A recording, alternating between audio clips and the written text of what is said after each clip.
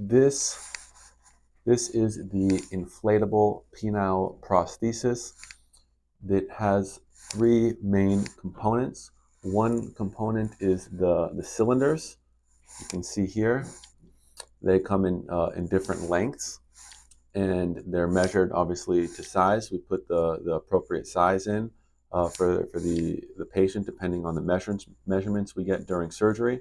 This goes one cylinder on each side of the penis. These cylinders are both connected to the pump. So this shows you the pump here. And this pump goes in the scrotum next to the testicles, but far enough away that you can easily squeeze the pump without squeezing the testicles. And when you squeeze the pump, you're moving fluid into the cylinders. So 99% of the time, the cylinders are empty and the penis is flaccid. And it's only when the patient wants to have an erection that they squeeze this pump to move the fluid into the cylinders. There's another button here, if you can see that button there, that the patient squeezes to deflate the device, to push the fluid back out of the cylinders. So where is the fluid stored for 99% of the time when the cylinders are empty? That is in this reservoir. Okay, it's just a saline fluid. This reservoir gets put beneath the abdominal muscles. Typically, it's done without making another incision, just using the same incision that we use to put the cylinders and the pump in.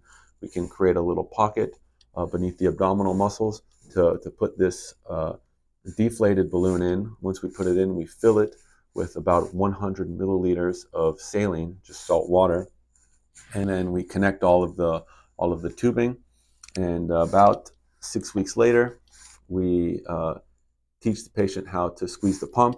And when they squeeze the pump, the fluid gets taken out of the reservoir and goes through the pump and into the cylinders. It often takes many pumps to get all the fluid in there. It's not electronic. There's no batteries. It's powered by the patient's hands, so it can take quite a bit of force to move the fluid, especially if you want to get a rock-solid erection. So this can take some learning on the patient's part, but patients are motivated and they figure it out. And then the patient pushes this button to push the fluid back into the reservoir. So this is the three-piece inflatable penile prosthesis, and this is the most common one used in the US.